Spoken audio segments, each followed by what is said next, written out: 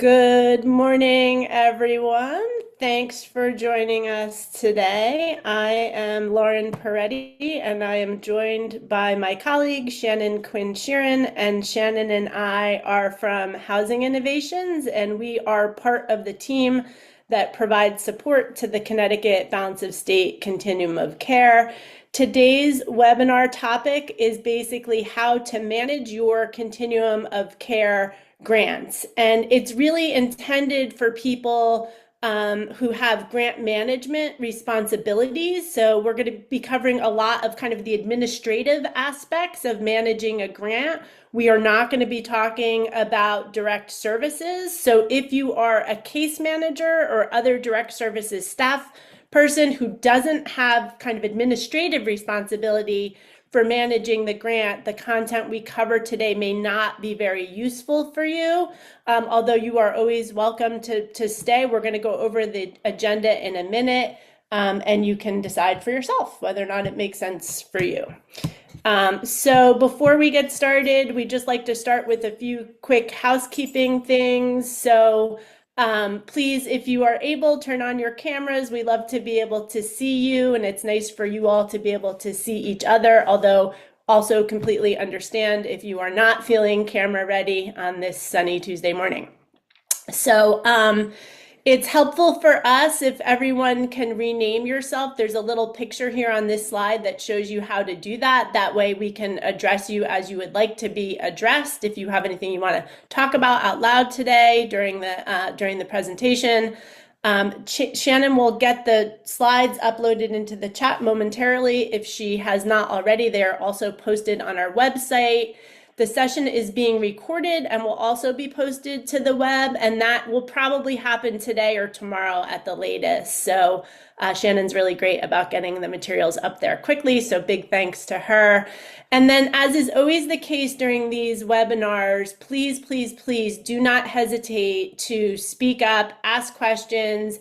You can raise your hand, you can put comments in chat, or you can literally just unmute and start speaking. You don't have to wait for us to prompt for questions. The more interactive these sessions are, the better. We want them to be useful for you. We will answer as many questions as we can. We've got a lot of content to get through today. So at some point, if we're running behind, we may have to ask people to hold questions till the end. And Shannon and I will stay on afterwards to answer any questions that we weren't able to get to. And as is always the case, our team is always available to you to answer questions anytime, and our contact information is one of the last slides in the deck. The session is scheduled for 2 hours, so we promise we will finish by noon.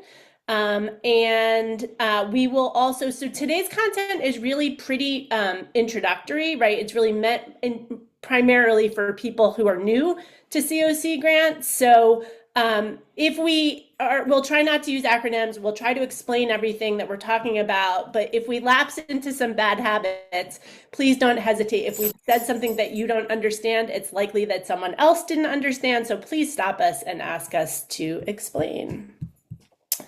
This is just in case you have trouble at all today with your microphone, you have trouble hearing us, or we have trouble hearing you if you're trying to say something out loud. You can always use your telephone to troubleshoot any sound issues that you're having, and Shannon will pop this information into the chat if she hasn't already. And it's great for us to be able to see, we're a big group today. We're not gonna have time to go around and have everyone introduce themselves, but it's great for us to be able to see who's here. So please take a minute to introduce yourselves in the chat box, say what agency with, what your job is at that agency, and how long you've been involved in the CoC program.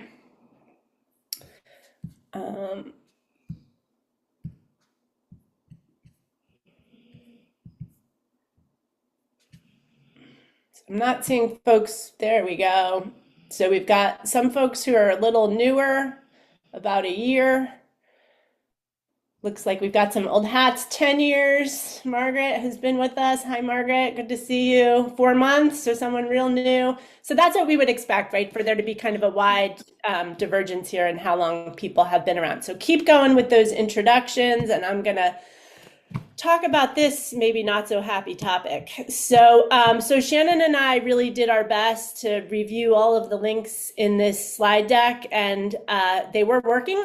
But it's really an ongoing battle always, but particularly right now because the federal government has been hard at work taking materials off of federal websites. So if you encounter a broken link, we apologize for that, but we will certainly get you whatever information you need. We have a lot of materials that have been removed from some of the federal sites in our archives. So if there's anything that you're looking for that you cannot find, don't hesitate to reach out to us. All right, so, and this is for folks that are really brand new and may not understand this already. So our team at Housing Innovations, as I said, really provides support to the Connecticut Balance of State Continuum of Care. So we are not the decision makers. Basically, there's a steering committee that makes the decisions, and then a co-chairs group that leads the steering committee. And we implement the decisions that are made on behalf of those leadership bodies. So our team does things like provide the training that we're doing today. We provide a lot of different compliance guidance. We do the compliance monitoring of projects. When the steering committee votes in a policy, we draft that actual policy, we maintain those policies. We evaluate the results of your projects, but we don't set the criteria. The steering committee set the criteria around which your projects are evaluated. We maintain the website, things like that. So, and again, we are always available to you. It's our job to try to make this very complicated federal program as easy as possible for you. So we try to take that job seriously. So please don't hesitate to reach out. This is the general mailbox that we use for CT Boss, and then our team's individual email addresses are also at the end of the deck. So this is the agenda that we're going to cover today. A lot of what we're going to cover is pretty basic. So if you've been around a long time, there is likely not to be a lot of new information here for you. We are going to talk under number 3 about the new contract requirements that HUD has put in the grant agreements, starting with the awards that were made in 2024 and the grant agreements that are being executed now. So if you are an old hat, absolutely feel free, if the rest of this doesn't look useful to you, to hop off after number 3 here, or at any time. But we'll talk about the CoC competition and HUD's grant application system, which is called ESNAPS. We'll talk about the steps to execute a grant. We'll talk about Zengine, which is CT Boss's grant management database. We'll talk about how to amend a grant. We'll talk about the different partners that play a role in projects and what those partners' responsibilities are. We'll talk about drawdowns, like how you get your money, and HUD's electronic system for doing that. We'll talk briefly about the homeless management information system, annual performance reports, which is your prime report every year to HUD, your funder. We'll talk a little bit about renewal evaluation and the web-based system RED that we use for renewal evaluation. We'll talk about reallocation, and we'll explain what that is, the point in time count and the housing inventory chart, the system's performance measures, some data quality things, monitoring. We'll talk about what you can expect over the course of a typical year in the grant cycle of a CoC project. And then at the end, we have a few slides that are really only relevant if you are funded through the Special Notice of Funding Opportunity, or SNOFO. So if you are not a SNOFO project, you are welcome to hop off. Again, that's a lot of content. So we're going to be going pretty quickly and covering each of these things at a rather top level. All right. So, but before we get started, it's we'd love to see who is here in terms of what type of CoC projects your agency runs and what role your agency plays in those projects. So I think Shannon has launched the poll here. We'll give you a couple minutes. And these are multiple choices, so your agency may have more than one project type, and you may even play different roles depending upon, in those different project types. And if you're not sure about the roles, don't worry, we'll explain all of that today. And just know that there are 2 questions, so you need to scroll down to answer both questions. Thanks, Shannon. Yeah.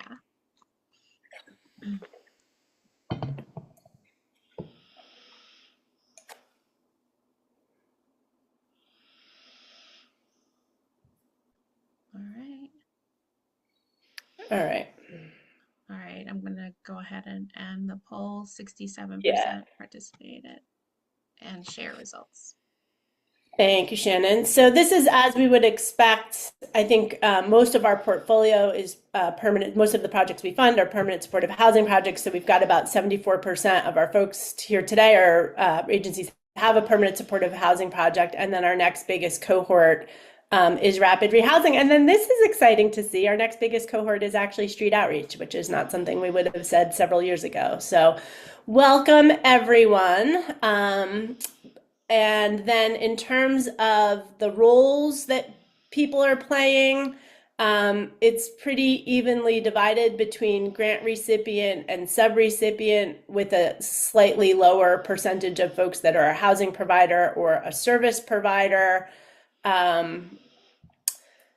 Fiduciary, and then nobody said not sure. So that's great. And we'll talk a little bit more about what each of these roles mean if you're not certain.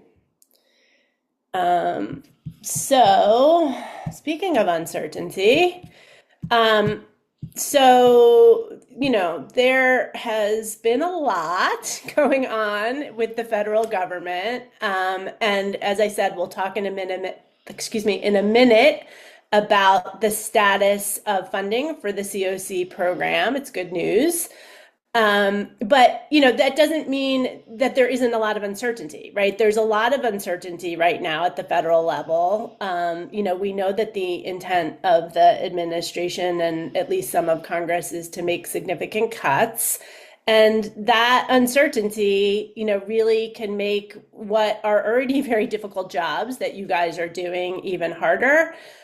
We are certainly committed to continuing to share with you promptly all of the information and guidance that is available. But unfortunately, there remain a lot of unanswered questions and a lot of uncertainty. So we just wanted to share this guide. It was developed by our national partners at Homebase, which is a national TA firm that works in the homelessness response system. And it's really a written guide for how homeless service providers and CoCs can manage this uncertain environment. So it's got a lot of good information in there. Everything that you see in the slides today that's green and underlined is a hyperlink. So when you go into the PDF of the slides, which Shannon put in the chat, you can click on that hyperlink. But it's got a lot of great information about how to process all of this information that is coming at you as an organization, how to make sure that the ways that you're communicating about this difficult stuff with clients and with staff is trauma informed, and some kind of administrative things that you should be thinking about in terms of how you're going to manage and adapt your budgeting procedures given the uncertainty. So that said, just a real quick say a few words about why what we're going to talk about today matters. So there are a few things that we're going to talk about today that are really critical, right? Where if you don't do something, you will literally lose your grant and it will be gone forever, right? And we'll be sure to emphasize, I think there's only one thing like that, and we'll be sure to emphasize for you what that thing is. But I just want to say, it's rare for that to happen, right? So most of the stuff we're going to talk about today, if you miss a deadline, if you make a mistake, you're going to have an opportunity to fix it. And in most cases, our team will be able to fix it. So don't panic. But there are some things that are really critical that we're going to talk about today. And of course, we never want to see anyone lose any of their grant funding.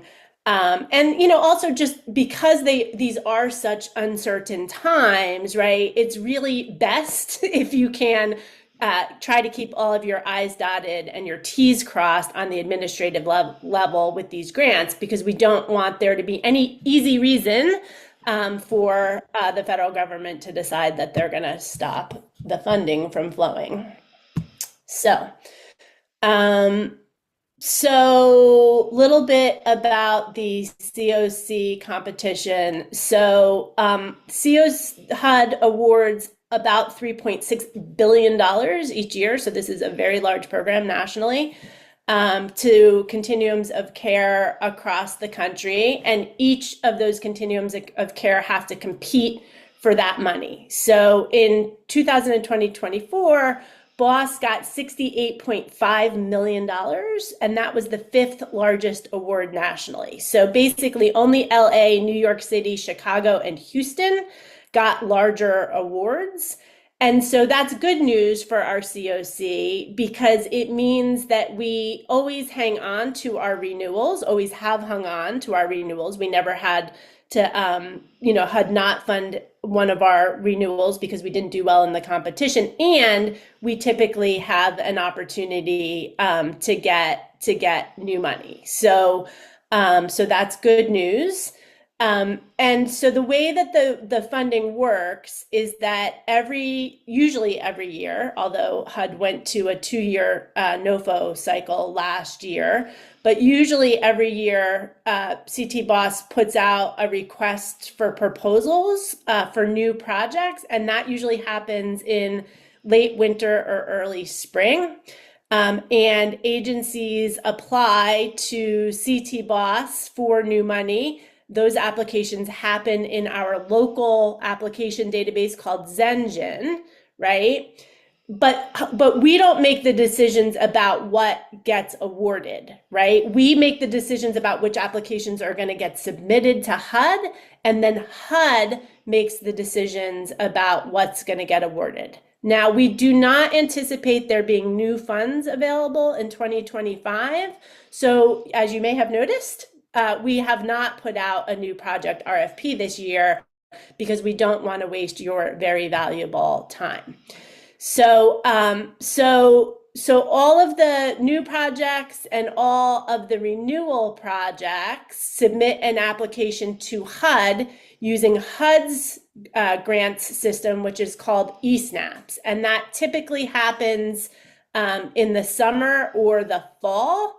And then HUD, as I said, decides which of those grants, both new and renewal, actually get funded. As I said, our renewals, have a very good track record of getting our renewals funded, and even a good track record of getting new projects funded.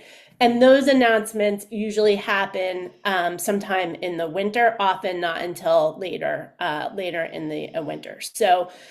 So in terms of what's happening right now on this grant cycle, HUD announced, so the very last day that the Biden administration was still there, HUD announced the awards from the 2024 competition. So that was in January of 2025. And good news, they have begun executing those contracts, both for renewal and new projects. And we'll talk a little bit more about that in a minute. But that's just kind of the general timeline and how the CoC competition works nationally.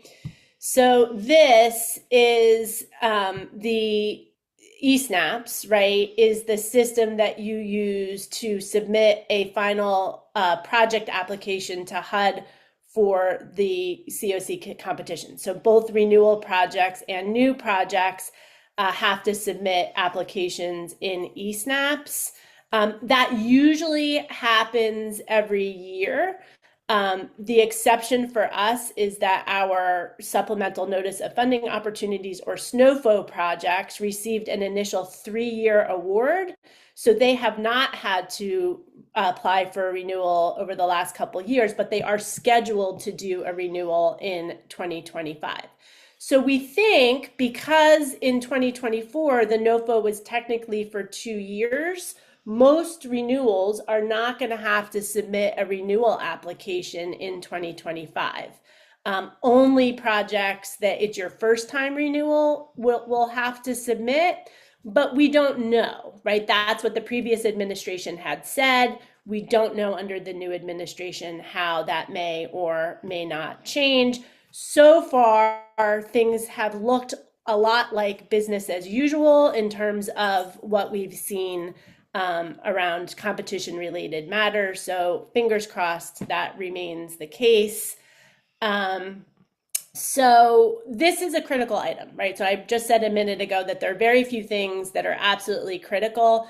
This is an absolutely critical item. If you do not submit your project application, you will lose the funding and there is nothing we can do to help you. So it is absolutely critical when you see emails come out from us that project applications are due, you have got to get your project application in.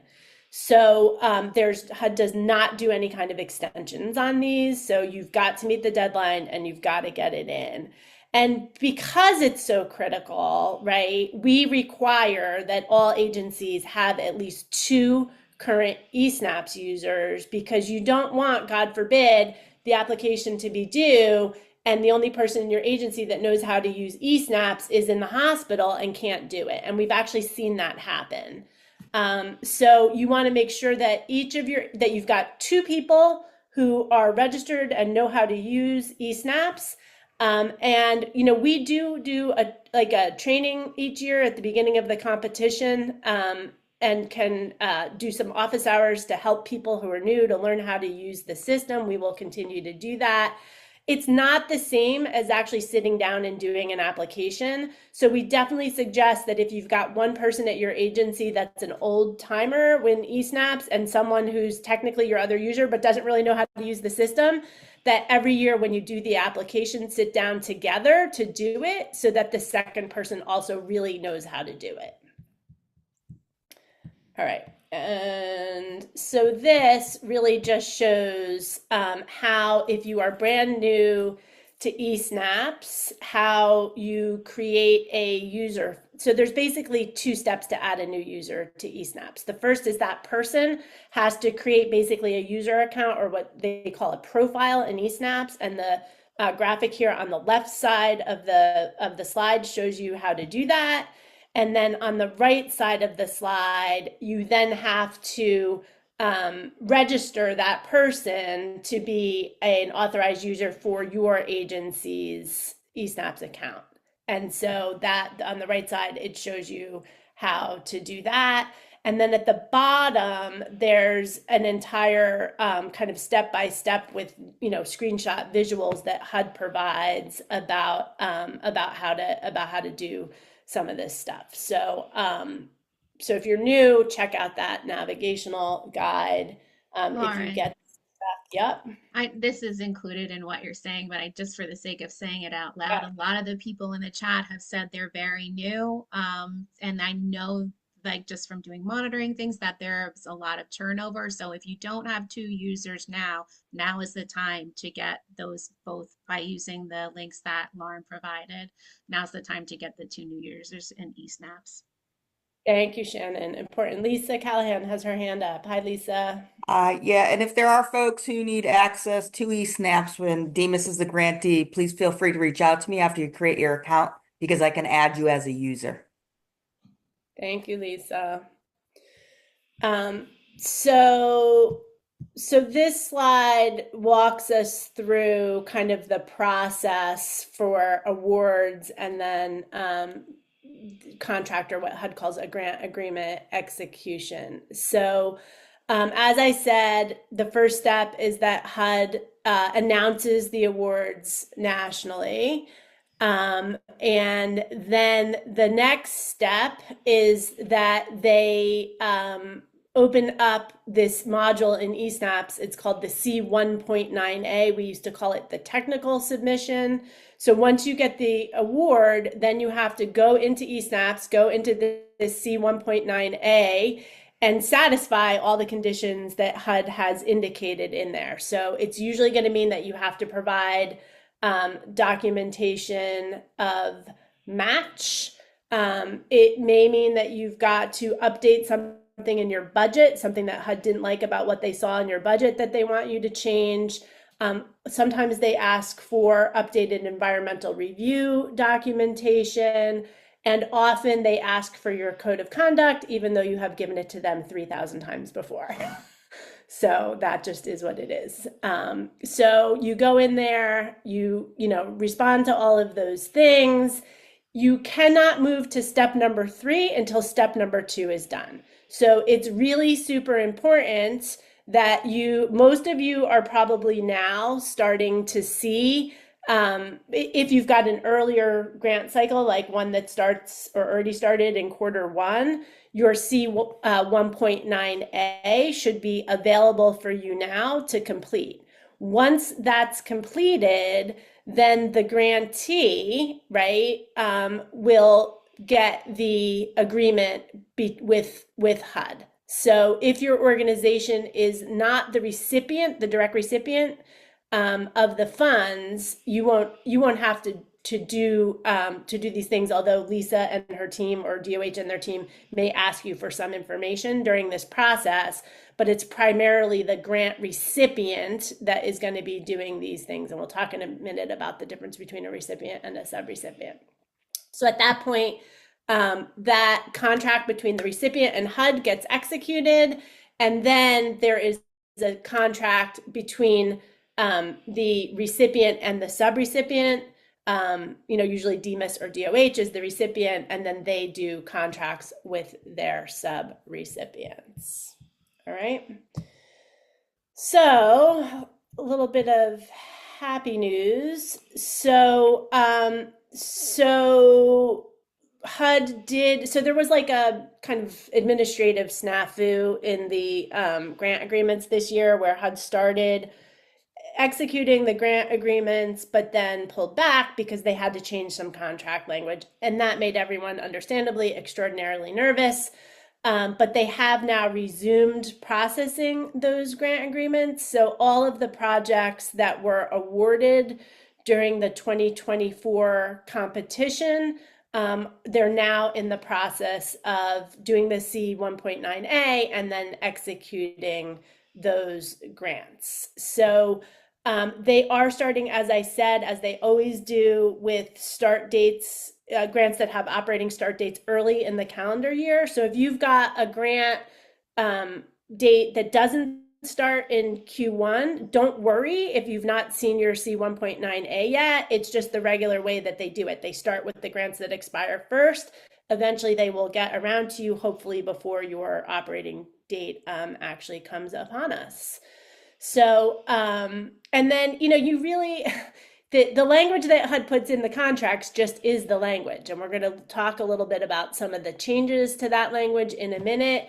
But you really don't have, it's not like you can negotiate with them, right? It's not like you can say, well, we don't like this, we want to strike this. Your option is either to sign the grant agreement and get the money, or not sign the grant agreement and not get the money. So it's the same grant agreement that they use for every project in the country. But they are, like I said, they are moving forward not only to execute 2024 awards. We are also starting to see signs that the upcoming funding cycle is also operating as it normally would. So they began registering COCs for the 2025 funding cycle a couple weeks ago as well. So again, fingers crossed, but signs, indicate that things are progressing as they normally would. So this is just a little bit of more information for people who aren't familiar about the differences between a grant recipient and a subrecipient and a contractor. So the grant recipient is basically the organization that enters into the grant agreement with HUD and receives the funding directly from HUD, right? So that's the organization that draws down the money from ELOCCS.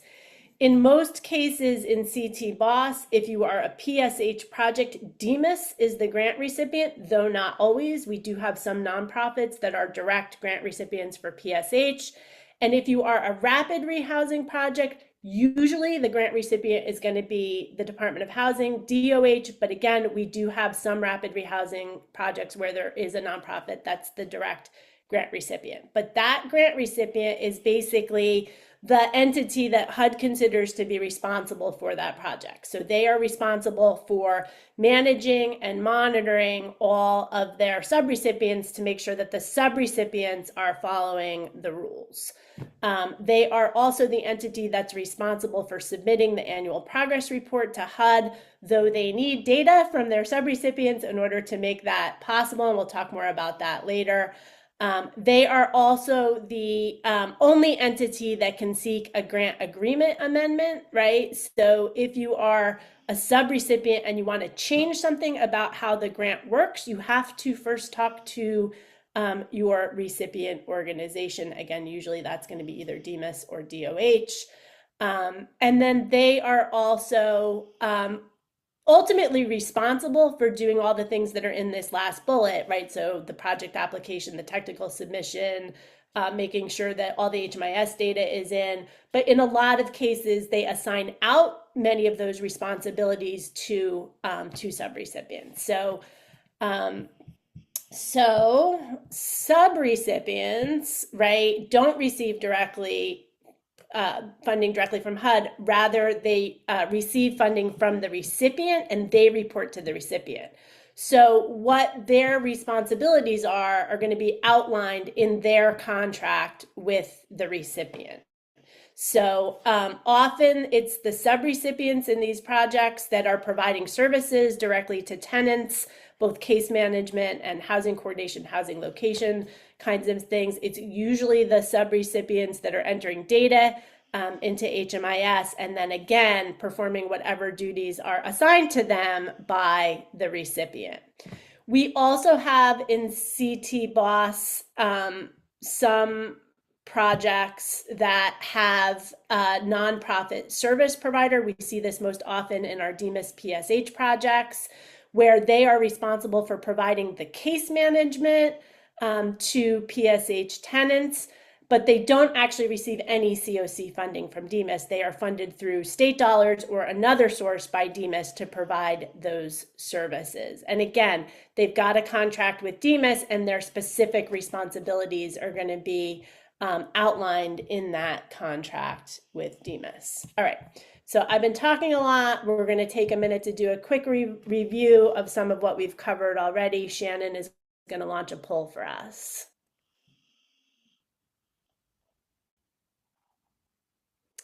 So these are all true or false questions, and there are 4 of them. So pan down to see all 4.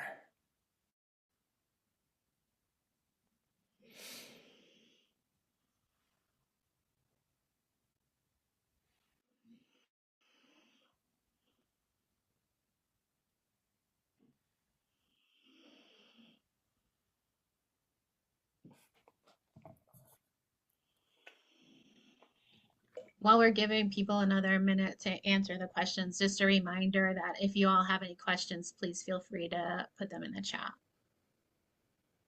Thanks, Shannon. Yeah.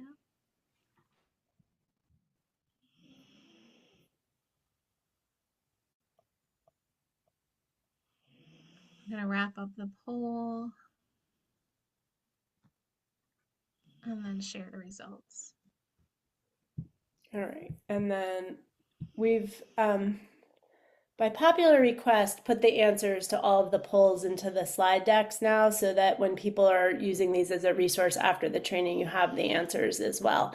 So yes, the first one is true. We are always available to help you. So please don't hesitate to reach out if you're ever stuck. It is also true that most renewal projects will likely, we don't know for sure, but most renewal projects will likely not need to submit a project application in 2025.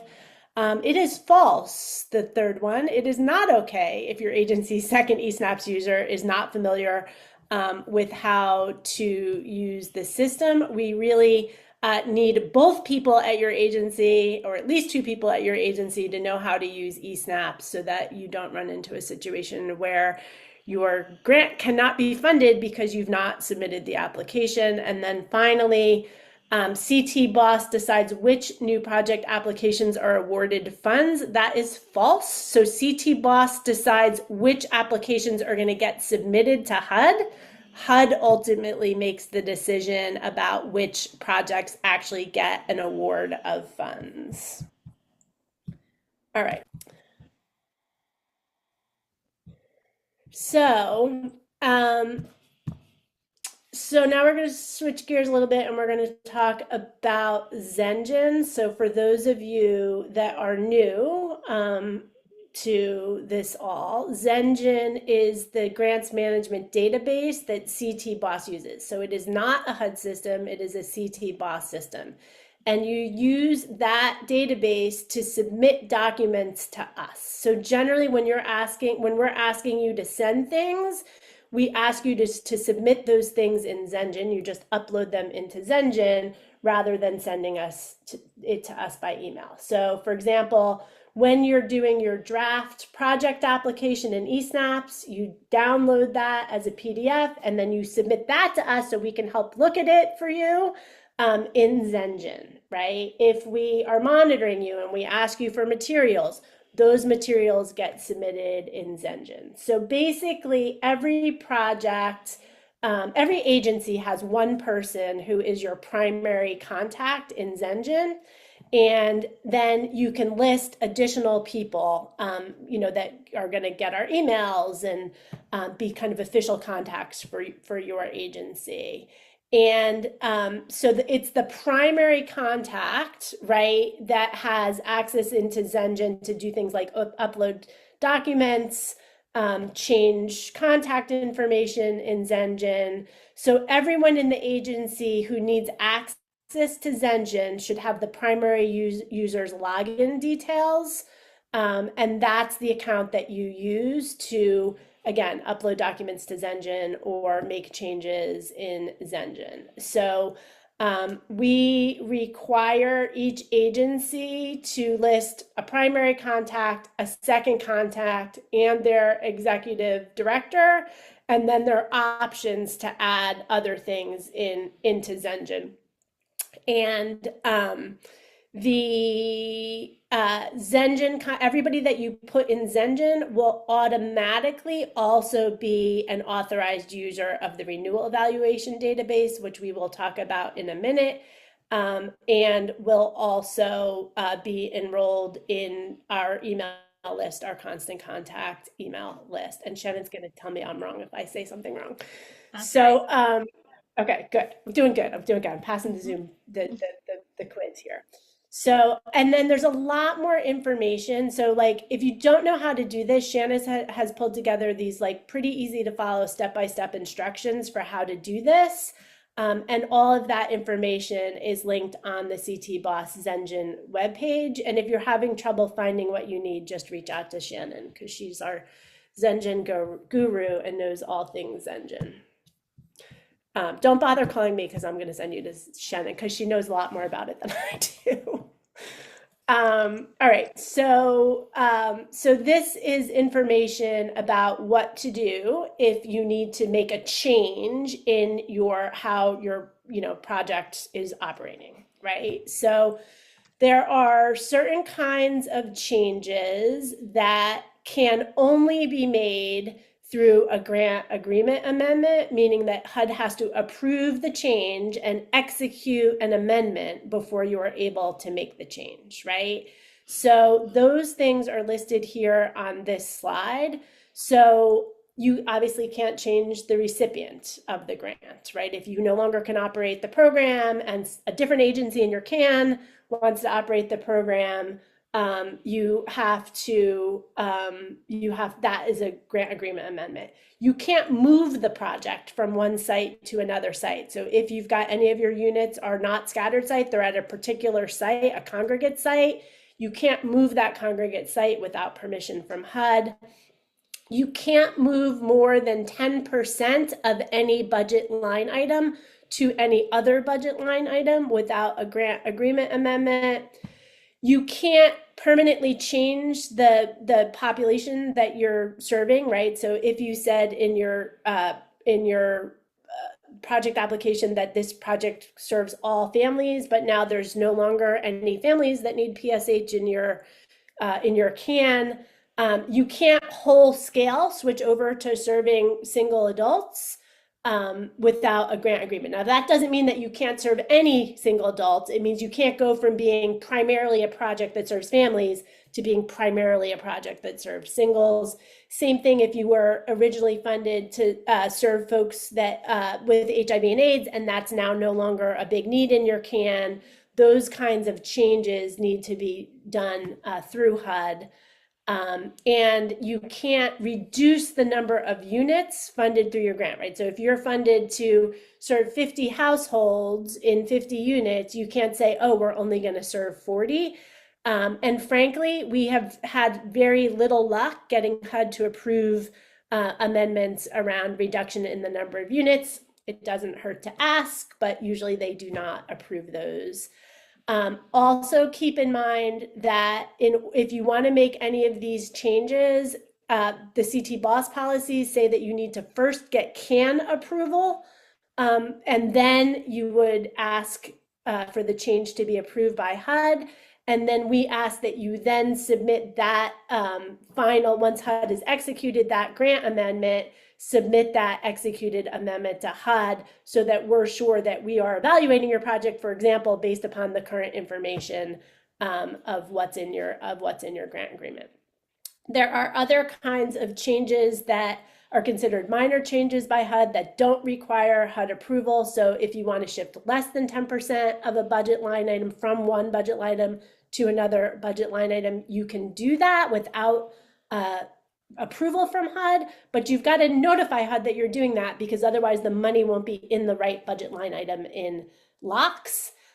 If you want to change a subrecipient, again, you don't need their approval, but we also ask that you notify CT BOSS of these changes as well. And HUD requires that you maintain records, even where it's a minor change. HUD requires that you maintain records of when you made the change and the reason that you made the change, and they could ask to see those records when they come and monitor you. So this is a new form, really helpful, from our friends over at the Hartford field office. It's a form that you can use to notify them for a minor amendment. Again, no grant agreement is required. The field office wants to see you maintain this form in your project records. You can use this when the budget change that you're making, it's like whatever the line is that you're taking money out of, it's less than 10% of that line and moving it to a different line, you would use this form. And then you remember that when you're making minor changes, right, those changes are not processed in ESNAPS. So in the next competition, it's going to revert back to what your budget is in ESNAPS, right? So doing this minor change is not going to change the budget permanently. When you get the award, it's going to revert back to the old budget, and then you're going to have to do the minor amendment, the minor change again, using this form with the field office. And that obviously the field office would like you to do all of this before you draw down money, because otherwise the money will not be in the right line in LOCCS. All right. I'm going to actually, because we're running a little bit behind, so rather than doing this as a poll, Shannon, I'm just going to give folks these answers. Okay. So registering in eSnaps automatically creates your user account in Zengine. That is false, right? So eSnaps is a HUD system. Zengine is a CT BOSS system. You have to register in both places. CAN approval is required for all grant agreement amendments. That is true. And then finally, grant agreement amendments, budget changes, and subrecipient changes must be reported to CT BOSS. That is true. So we ask you to keep us in the loop about the changes that you're making so that we can make sure our records are current and accurate, and we are evaluating you on the right things. So, okay. So I'm going to move through this next set of things pretty quickly and then hand it off to Shannon. So we've also got in CT Boss, some agencies play the role in the project as just the housing provider. So they are administering rental assistance, so doing things like calculating how much rent people own, doing the housing quality standards inspections, executing people's leases, helping people find a place to live, right? Sometimes that entity doing that is different than the entity that is providing case management. And oftentimes that housing provider role is fulfilled by one of our local mental health authorities in the PSH projects. So those are DEMIS funded agencies. Sometimes, usually they're DEMIS funded agencies, sometimes they're nonprofits, and oftentimes they are doing the housing coordination in our PSH projects. And then we have another role in CT Boss that is a fiduciary role. So some of our projects, so for our DEMIS PSH projects, DEMIS is always the fiduciary, right? So what that means is that DEMIS gets the rent money from HUD and pays that rent money directly to the landlords, right? And in our rapid rehousing programs that are DOH rapid rehousing, that role is played either by Advancing Connecticut Together Act or the Connecticut Coalition Against Domestic Violence, CCADV. So those agencies, rather than the nonprofit service providers, are the ones that are processing rent payments and making payments to the landlords. And so what that means is that when we think about what, it can be kind of complicated what our project structure looks like. And so we drew this little picture here to help people hopefully understand a little bit better. So this is a sample structure for a rapid rehousing project, right? So, HUD, the money comes from HUD. It goes to DOH, who is in this case the grantee, right? And then DOH subawards that money to pay the rent. That subaward goes to either ACT or CCADV, who acts as the fiduciary. And then to provide the services to people, they're doing subrecipients often by geographic area. So there might be multiple nonprofit agencies, one in Hartford, one in New Haven, et cetera, that are all playing a role in this one project that ultimately DOH is responsible for. Now, this isn't the only way that a rapid rehousing project is structured, but this is the most typical way that a housing project is structured in CT Boss. And then on the PSH side, right, it's similar, right? So you've got the money comes from HUD, goes to DEMIS, right? And then there's usually an LMHA that is the housing provider, right? They're the ones that are doing all the rental assistance administration. And then there are often multiple subrecipients, again, in different geographies around the state, who are providing the case management services. All right, so I think I am going to turn it over to Shannon, and she is going to talk about ELOCCS. All right. Remember questions in the chat if you all have them. So ELOCCS is only relevant if your agency is the recipient in that structure that Lauren just showed, recipient of HUB funds, meaning you are the entity that has the grant agreement directly with HUD, and the grant is not with DEMIS or DOH. So ELOCCS is HUD's online secure system for drawing down CoC funds. Failure to draw down funds quarterly can trigger HUD monitoring. So it's required to keep your account active to go in there at least quarterly and draw down funds. Agencies must submit HUD forms to access ELOCCS and must create security questions and a PIN to do so. You can draw down funds for up to 90 days after the contract end date. However, you can only draw down expenses that were incurred during the operating year. So, for example, if your grant ends today, you can draw down next month for purchases you made today, but not for purchases you make tomorrow. They have to be spent during the grant operating year. Next slide.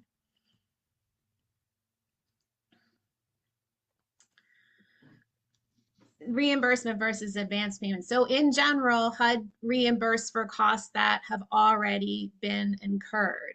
If providers are able to meet the requirements in this document linked here to CFR 200.305, it's not necessary for every cost to be incurred before receiving advance funds. So for more information on that, see the document that's linked here, Responsible Financial Management in Uncertain Times. And again, this is part of the keeping everything as up to date, dotting your I's, crossing your T's, and specifically in this time, we want to be as proactive as possible. Next slide. Tips for ELOCCS, always, always, always draw down promptly. We recommend that every grantee draws down monthly. Complete them as soon as possible after the grant end date, and funds will be permanently unavailable if you haven't drawn them 91 days after the grant ends. So we recommend that you all put a reminder, if you're responsible for drawing funds down in ELOCCS, put a reminder in your calendar to log in again every 90 days. It can be a real headache if your agency is locked out and time consuming to get back in, to get somebody to get permission to get back into ELOCCS. So please make sure all of that is up to date, and the person in your agency responsible for this doesn't get locked out.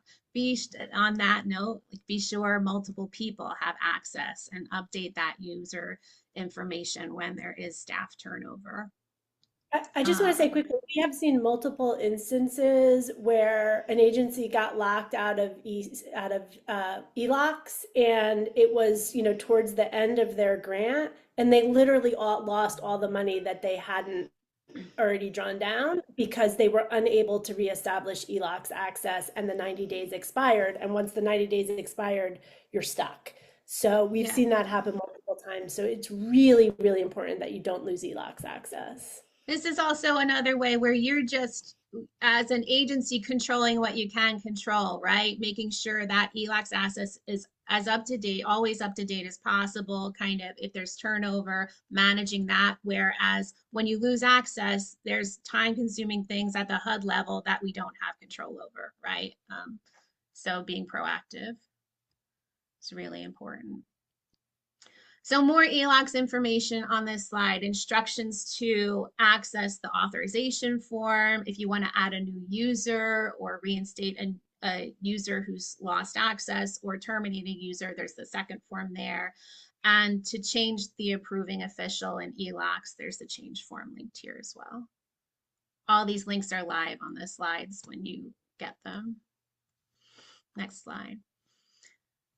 Okay, the next series of slides is on data and the importance of data. So the Homeless Management Information System, what we refer to as HMIS, is where projects are responsible for entering data for their the participants in their project.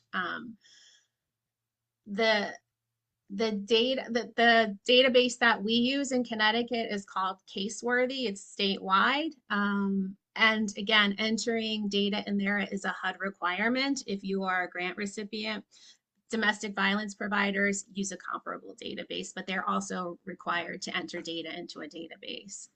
Data uses are many, right? Coordinated access networks use, or CANs, use data for service coordination. They can look to see project availability there. System performance measures, which we're going to talk about in a little bit, where HUD looks at the whole performance of our system through the data that we enter in there. In the last several years, we've used HMIS for a point in time so that projects don't have to manually enter person by person and all the demographics of those people, the people experiencing homelessness in our area, And HUD, our housing inventory count is also available in HMIS. And then annual performance reports, or APRs, and renewal evaluations are gather data from HMIS. New information on HMIS, as every continuum of care has an HMIS lead. Ours in CT Boss has been CCH for the past several years, but the steering committee has weighed in, and in July of this year, Advancing Connecticut Together, our ACT, is going to be the statewide HMIS lead. Nutmeg, as they are now, will remain the HMIS administrator and the technical support lead. So their contact information, if you need help with anything HMIS related, is here on the screen. And there's a link for training registration here. So again, suggestions or concerns about HMIS can go to CCH, or they can also go to Nutmeg, but as of July, they will go to ACT.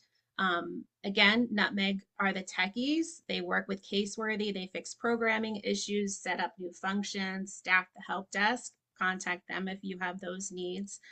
And just a reminder that HMIS training should be part of your regular onboarding process, certainly for people who enter data, but it's also recommended for people throughout who have supervisory responsibilities, as that can help with those as well. Next slide. Your annual performance report tells HUD what grantees did with the money that HUD has given you. So APRs must be submitted in Sage, and there's a link here for that HUD web-based reporting portal within 90 days of contract end. So often we think of 90 days as 3 months, but it's not 3 months, because 3 months can be more than 90 days. So make sure you mark your calendars for the 90-day deadline. Failure to submit could result in an inability to draw down funds for your next grant. And just things like this, where it's an anomaly in the system, could increase the risk that you would, or possibility that HUD would come out and monitor your project. APRs, the data for the APRs comes from HMIS or the comparable database, and APRs are also used by CT Boss and HUD to monitor projects.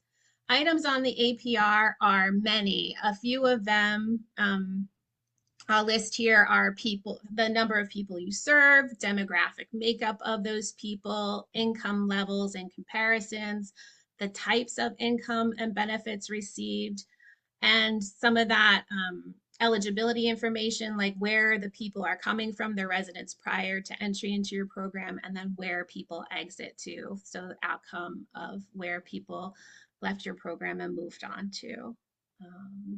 There's a Sage user manual link here and a CoC full APR template.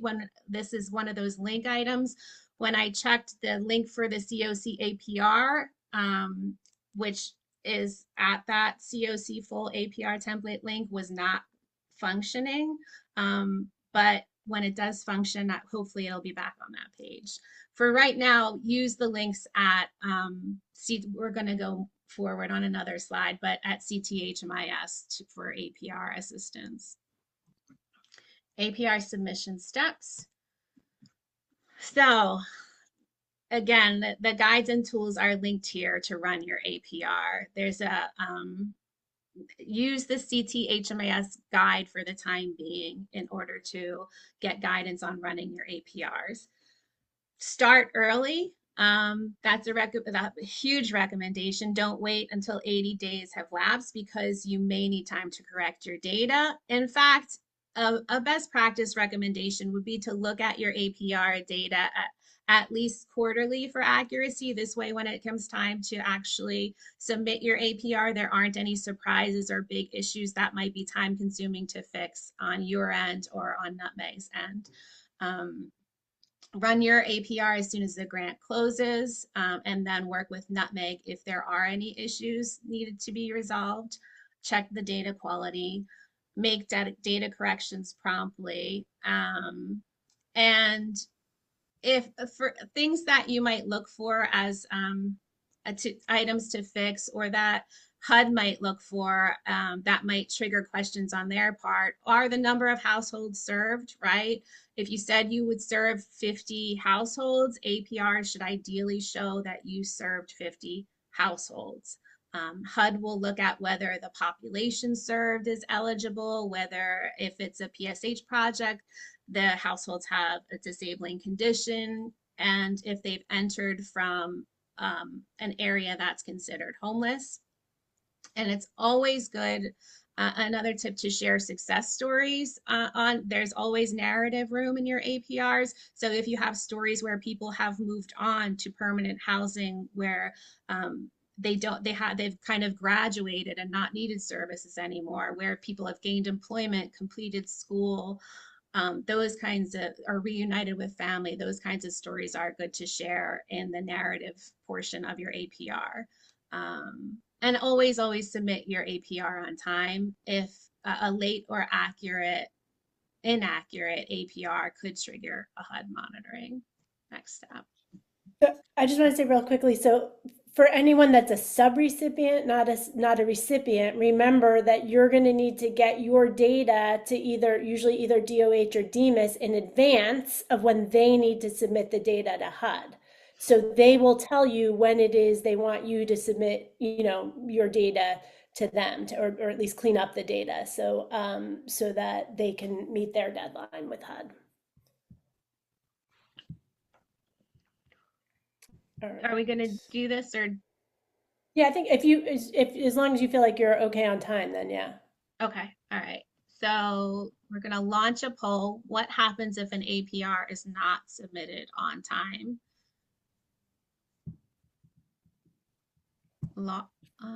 I'm trying. Yeah, okay. Sorry. Lunch. There we go. Can you guys All see right, it? and these.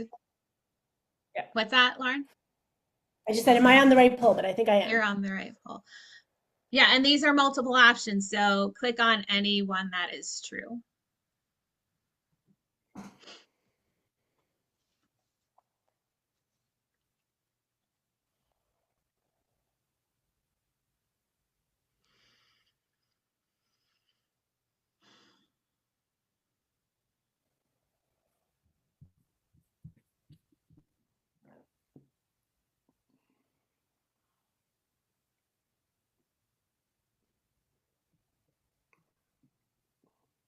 All right.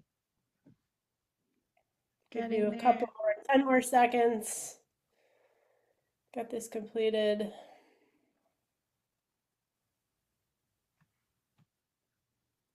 All right, I'm gonna end the poll and share the results. All right, and the correct answer is, what happens if an APR is not submitted on time? The grantee will not be able to draw down funds on their current contract. That's correct. And the chances of being selected for HUD monitoring increase. So you all did well on that poll. Next slide.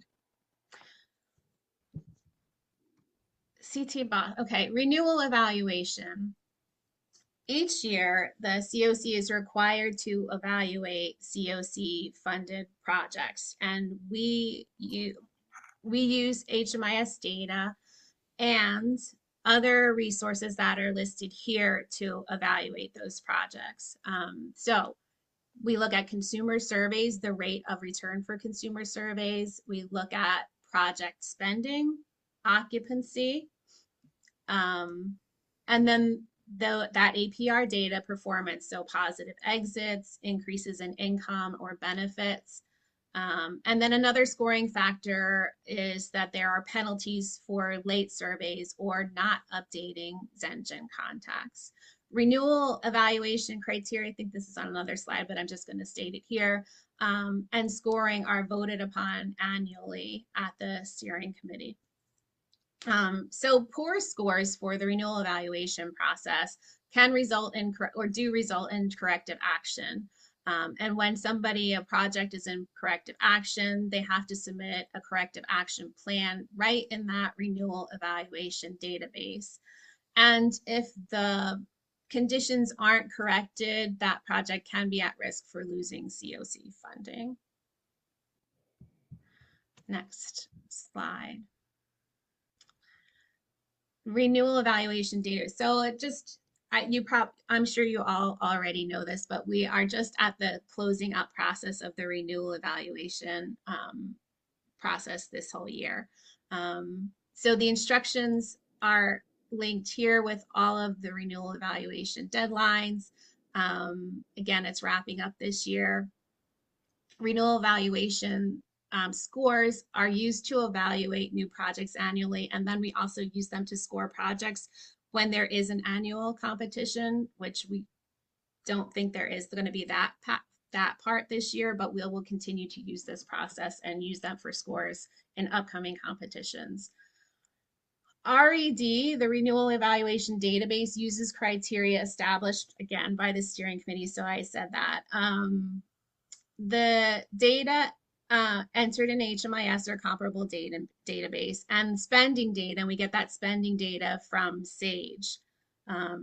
Only contacts listed in Zengine, so there are the contacts like primary, secondary, and third optional contact, but then we're also, I think, 3 additional contacts. If you want additional people to be able to see and do things in RED, you can add those in Zengine. For more information, we have the webinar that we do every year for renewal evaluation that's linked here, and the instructions linked here. Next slide. And we do that we'll do that renewal evaluation webinar again. So if you're brand new, you might just want to wait until we do it again in 2025, because the process is pretty much wrapped up now for 2024. So if you're brand new and you're wondering what this is, I would just wait until you see the 2025 webinar be announced, which is usually sometime in like the late fall.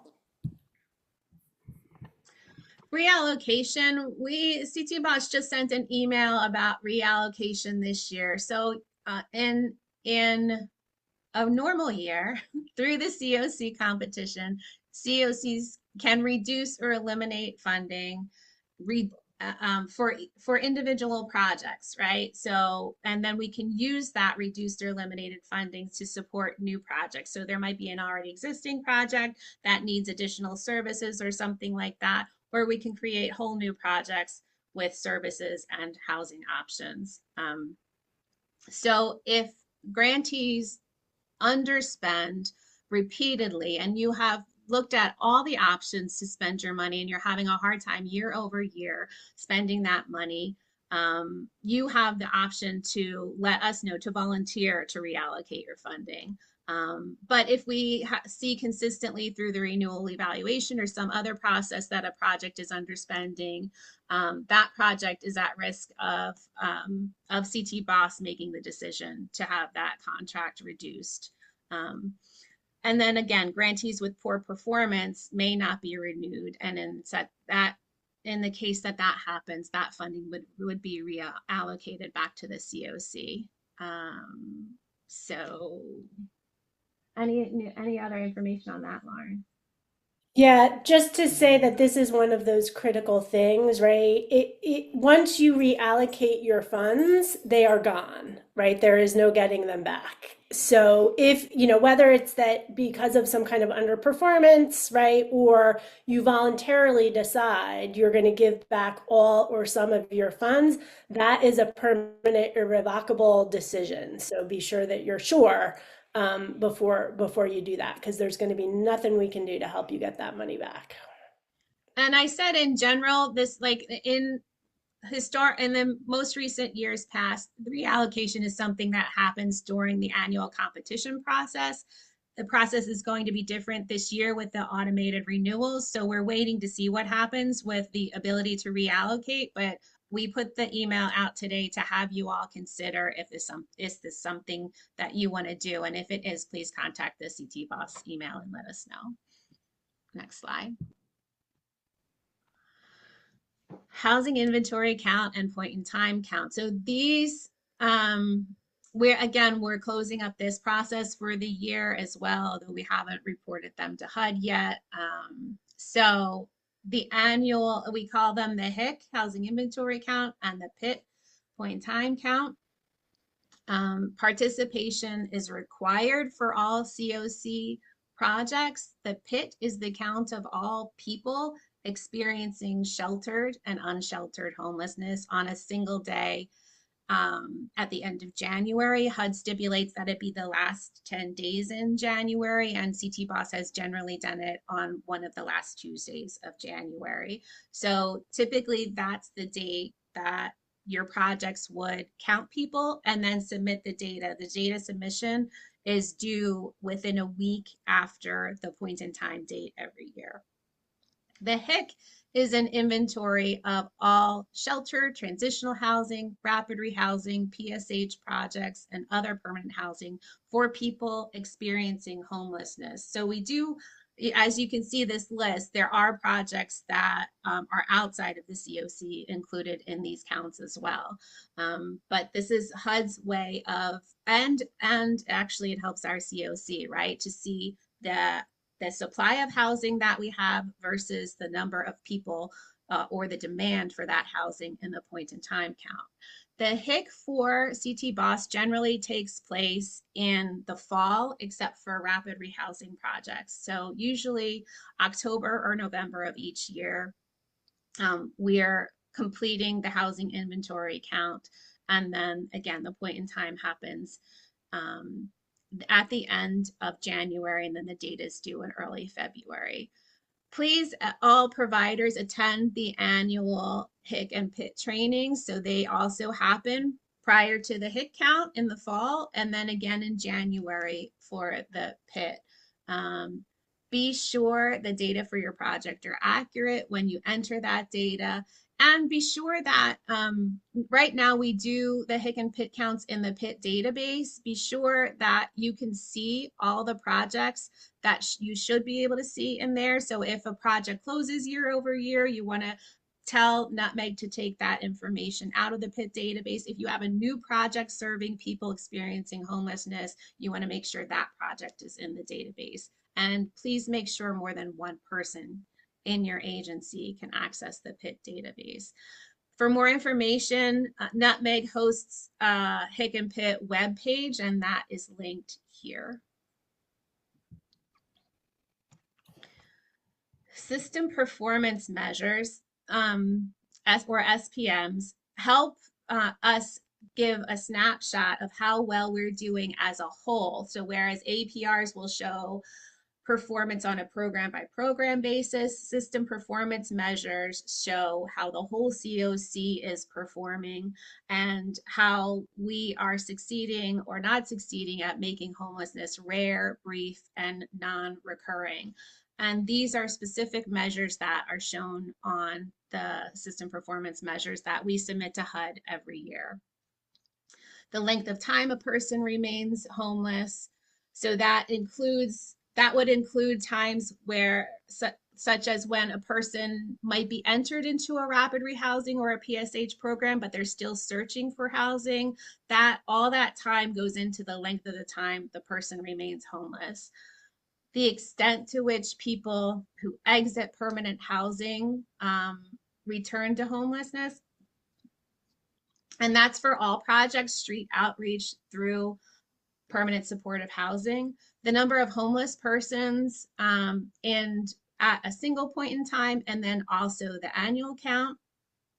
The system performance measures show income gained through employment or other sources in CoC funded projects, the number of people who become homeless for the first time every year, and then the number of successful housing placements that each project type has throughout the year. HUD looks for improvements each year, and then I think that, yeah, the next slide is showing more how HUD uses that data. Next slide. So, and I just want to say quick, if you're interested in seeing the actual data, like what our actual performance looks like, please join us for the upcoming semi-annual meeting in May. I believe it's May 16th, and we'll get to see how we're performing this year compared to how we've performed last year on all of these things. Okay, so data are used for in many ways, right? To evaluate and strengthen performance. Our system SPMs impact the CoC's funding, and HUD put the SPMs out maybe about 10 years ago or so. And since they put them out and made them requirement for all CoCs to submit, they've incrementally increased how much weight they're given in the CoC competition. So right now, the SPM scores account for about data accounts for about 1/3 of our score in the annual CoC competition, or biannual CoC competition. Project performance impacts the continuation of renewal funding. So project performance, as we just talked about, impacts your continuation of renewal funding. But SPM scores, as they impact our CoC score, can impact our renewal funding and our new project funding. So how well we score on the competition impacts our ability to gain new projects in upcoming competitions. We also use, as a CoC, the data and system performance to evaluate our system and to improve our system. So we can look at, again, whether there are gaps in our system, whether it's just, excuse me, inventory, whether we see a need for additional rapid rehousing funds, permanent supportive housing funds. What does the population look like that is experiencing homelessness? Does it have, does that population have disabling conditions where we might need more PSH, or does our performance show the need for more, say, employment resources or housing locator resources to help our people get into housing more quickly? So we use it for that kind of priority and gaps analysis as well to decide what kinds of options are most important to fund. Next slide. Here are some data quality tools on this slide. So to help all your organizations look at your data in a critical way, right? So there are HMIS automated alerts in Caseworthy already. They show, excuse me, both the organizational and client level data errors or issues that might need attention. I always recommend looking at your APR. They have a wealth of information in them. You can run them for any date period. So you can run them just for the first quarter of your program or for the whole year of your program, and look at your data and what trends are happening and what areas of need might be showing up in your projects. You can also, of course, look at those for data accuracy. Does your project look like it's supposed to look? Is it serving all families, or are some people showing up as individuals when they really should be entered in there as families? So looking at that kind of information on your APRs is important as well. You can also run an APR for multiple programs to show yourself how what your trends are for all the rapid rehousing projects that you're running at this time, or all the PSH projects, if that's helpful to you. There are also some data dashboards linked here that Nutmeg has created. They help put the data in a different light where you can actually visualize the data. You can run it on different sets and then compare how you're doing versus how other programs are doing. You can look at PSH and rapid rehousing exits and returns to homelessness, or for street outreach and youth navigator programs, you can look at your performance on exits as well. And those are customizable by program or CAN or the whole CoC level. Next slide. I'm not going to go through everything on this slide, but it's a good way to visualize and access resources that you might need when it comes to data systems, right? So ESNAPS, SAGE, ELOCCS, HMIS, Zengine, all the links are here. And then who to contact for support for each system is linked here as well. Next slide. monitoring, last topic.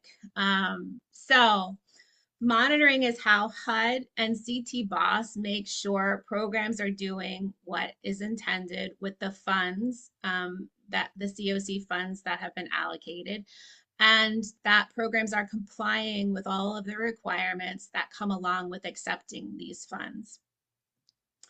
It's also a way for us as a CoC to do some education around all the many requirements, right? Because there are many. There are the HUD level, there are the CoC level, and they're not always easy to understand, right? So it's a way to kind of one-on-one go through each requirement and do some explanation or provide some resources, or even let us know that new resources need to be developed, right?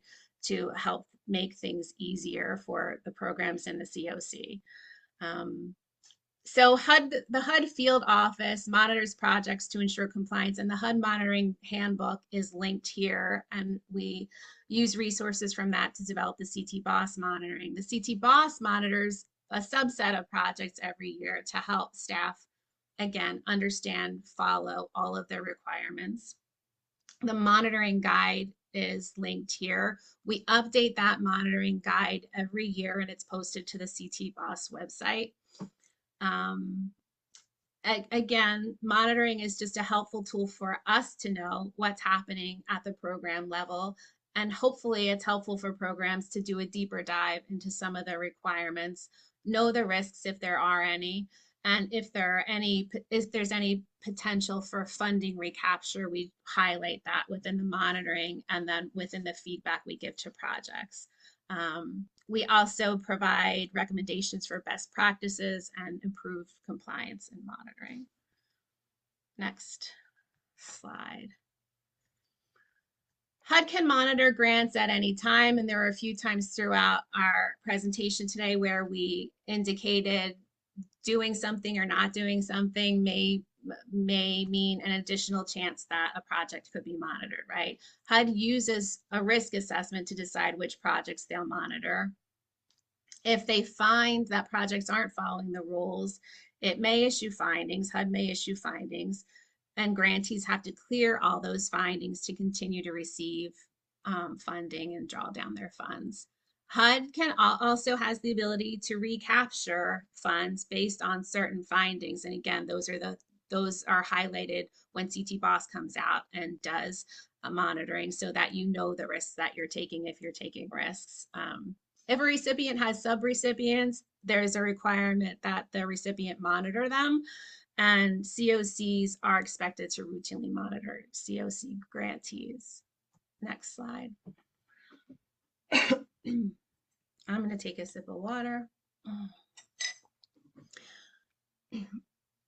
So the risk, and this slide and the next are about the risk analysis that HUD uses to decide who they're going to monitor or not. The HUD notice that describes all the details about that process is linked here. For any of you who don't enjoy reading HUD notices, I'm going to summarize that for you. So if there are reports that have mistakes in them or were submitted late, that's an additional risk. Grants that have multiple sub-recipients may be monitored. Grants that have, or agencies that have a significant staff turnover may be monitored. Total cumulative grant award for a recipient of more than $2.17 million. Leasing or rent assistance award greater than $400,000. Next slide. Additional key factors that HUD uses to determine whether they're going to monitor a project or not. Failure to draw down ELOCCS, as we've mentioned, by the quarterly deadlines. If a project has had previous monitoring findings, if a project has not been monitored in the past 3 years, untimely submission of audits or the presence of audit findings or recommendations. And then also, of course, if a project has had negative media exposure or there have been complaints to HUD about a project, it may be monitored. Any questions about monitoring? Again, we do, before we monitor every year, we do a whole webinar just on monitoring. So again, if you're new, we recommend you go to that. Poll. All right. So select all of the correct answers for the two questions. There are two questions in this poll, so scroll down. The first is, what happens if a CoC project gets a very low renewal evaluation score? Multiple choice. And then the second, why is HMIS data quality important?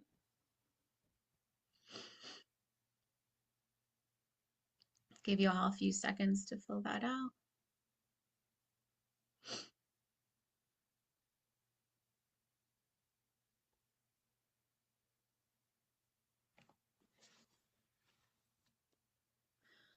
Someone in the chat while you're finishing that is asking to share today's slides.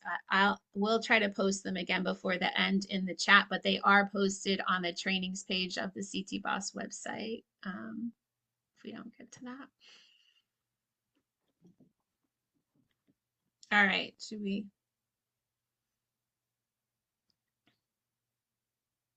It's getting close to 50% participation.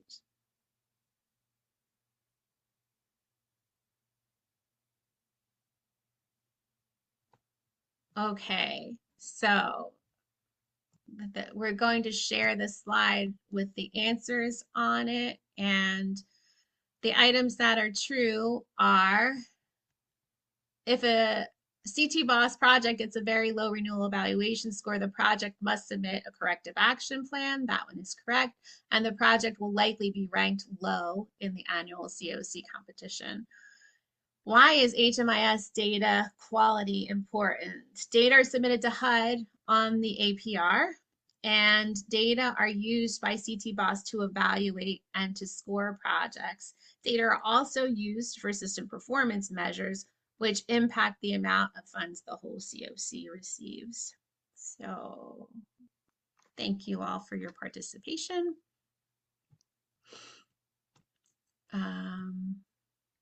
Next slide. So a typical timeline for CT Boss is here on this slide. So again, this is another good slide to have for reference for you, that you might want to keep handy. Renewal evaluation, that process, I just say, I don't think we said this before, it uses primarily data from the federal fiscal year, so October 1 through September 30th. And that process usually launches in the fall. Consumer surveys and data updates typically are due in early winter. So this year, some of the DMIS surveys were due by the end of the calendar year, and then in the beginning of January, the rest of the consumer surveys were due. For this year, something new I'll just say is, if you intend to use DMIS consumer surveys, they are due by the end of June. System performance measures also uses data from the federal fiscal year. Data cleanup takes place right after that fiscal year ends. So during October and towards the end of the year, Nutmeg has reached out to do data cleanup and have people, they look at anomalies in data. They reach out to you to fix your data if needed. Housing inventory chart and point in time, I talked about those data timelines already. CT Boss and DMIS monitoring typically takes place in December through June. And the new project RFP, which again, Lauren mentioned, we didn't do this year, but in years that we do it, we typically release it in late winter, early spring. Renewal applications are typically due in the summer. We're saying typically for some of these things because HUD is responsible for the timeline and when things come out, and we can't always predict, but we can tell you what typically happens, right? So renewal applications typically due in the summer. Again, this year we're thinking there won't be responsibility for renewal projects to do applications, but to be determined because this is the first time we're doing this process. And APRs are due within 90 days of the project end date. Next slide. We do many trainings, as most of you know, throughout the year, and we post them to the CT Boss trainings page. So all of this list of trainings are on the CT Boss trainings page on the CT Boss website already. Please take advantage of those. In addition to these, there's a whole bunch for frontline staff, for people who are case managers, on that website, and on the DEMIS training page as well. So please take advantage of all those materials there for you. And as Lauren said, that the recording of this will be posted probably within the next day to that page also. And this is what, again, after the next slide, we're going to go through some requirements for SNOFO projects, but this is the end of the presentation for the rest of the project, so no need to stay on, but we can have time for questions before we move on to those if any of you have questions on what we've talked about. Lauren, you're on mute. I'm not seeing any questions in the chat, Shannon, but I did want to say that I did just put the slides again into the chat. So if you weren't able to get them earlier, you can get them now out of the chat. And as Shannon said, they're also posted to the website. Thank you. So I guess we'll see if anyone has any questions. I'm not seeing any hands or any questions. We appreciate the love in the chat box. Thank you, everyone. We appreciate you as well. If you're leaving, enjoy the spring day. Yeah. And then this is just our contact information for everyone at Housing Innovations that works on the CT Boss stuff. So you could always reach out to us individually.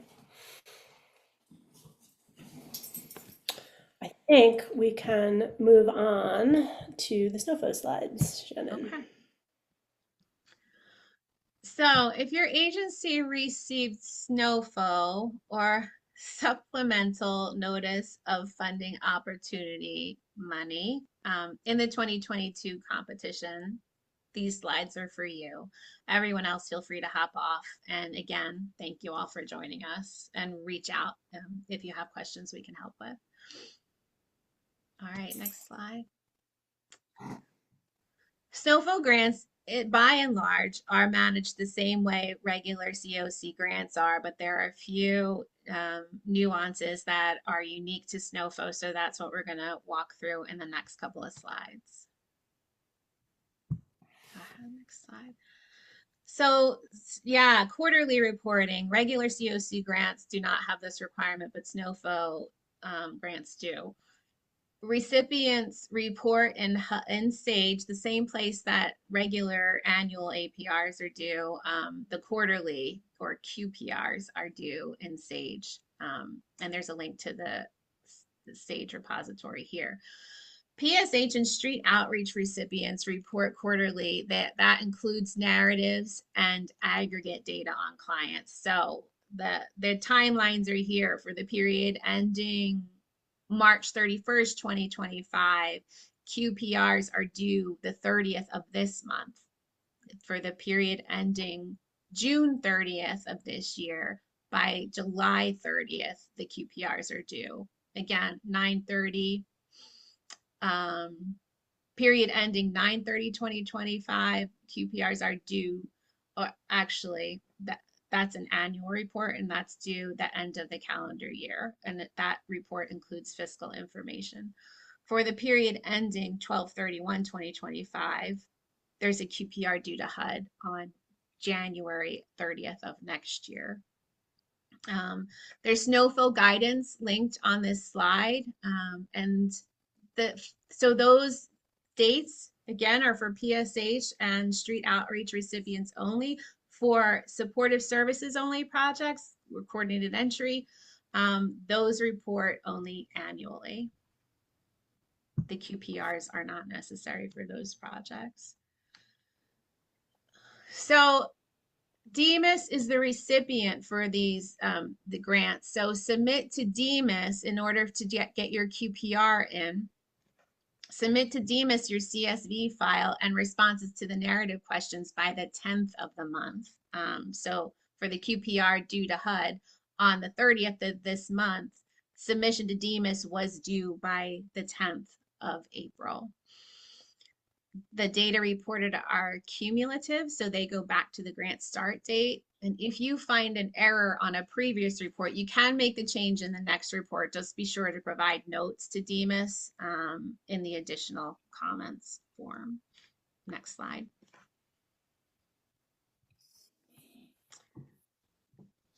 There are some forms that, again, are unique for SNOFO reporting. So that aren't required for regular APRs. There's additional supplemental information for rapid rehousing, for street outreach and encampment resolution. Additional information is required. Efforts in tribal lands does not apply for CT BOSS. But then also when submitting fiscal information, there's a requirement to add descriptor information for the unique activities for rural grants. And I believe we do have one rural grant in CT BOSS. Any questions on that SNOFO information?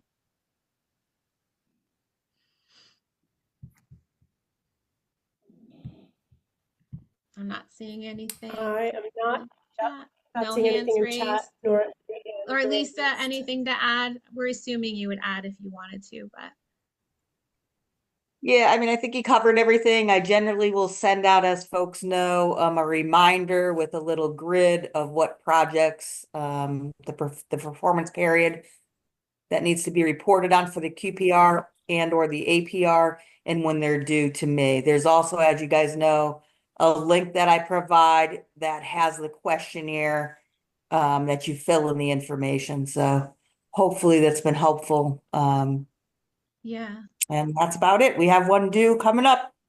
Another couple of days, I'll need to submit it. So Yeah. thank you for everyone for all that work.